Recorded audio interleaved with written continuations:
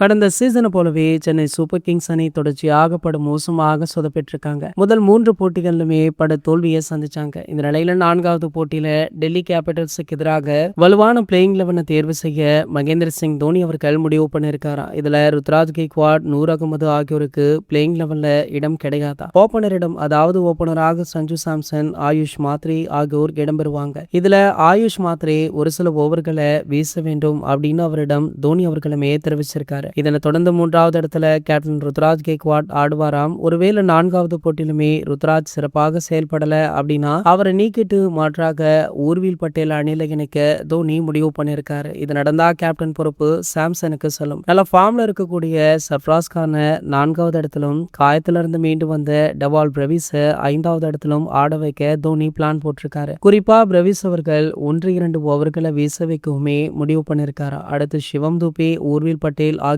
இருப்பாங்க. வேகப்பந்து வீச்சு ஆல்ரவுண்டர் ஜேமி ஓவர்டன் 8வது இடத்துல அப்படின்னு 6, 7, 8 ஆகிய இடங்கள்ல பினிஷர்கள் இருப்பாங்க. நூர் அகமது முதல் 3 போட்டிகளிலுமே பெருசா எதுவும் பண்ணல. இதனால இந்த முறை அகில் உசேனை சேர்க்க முடிவு பண்ணிருக்காங்க. வேகப்பந்து வீச்சாளர்களாக குர்ஜாப்னீத் சிங், அன்ஷுல் கம்போஜ் ஆகியோர் இம்பாக்ட் வீரர்களாகவும் கலீல் அகமது இருப்பார் அப்படின்னுமே சொல்லப்படுது. இதுதான் சிஎஸ்கே உடைய அடுத்த போட்டிக்கான பிளேயிங் 11. மேலும் பாத்தீங்கன்னா தோனி அவர்கள் இனி ஸ்ட்ரிக்டாக அனைத்து முடிவுகளையுமே எடுக்க இருக்காரு. கடைசி 3 போட்டிகள் தோற்ற நிலையில இப்படி ஒரு தகவல் வெளியாகி ரசிகர்களுக்கு மகிழ்ச்சியை தந்திருக்கு. இது போன்ற கிரிக்கெட் செய்திகளை பத்தி நீங்க உடனே தெரிஞ்சுக்க நம்மளுடைய சேனலை மறக்காம சப்ஸ்கிரைப் பண்ணிக்கோங்க.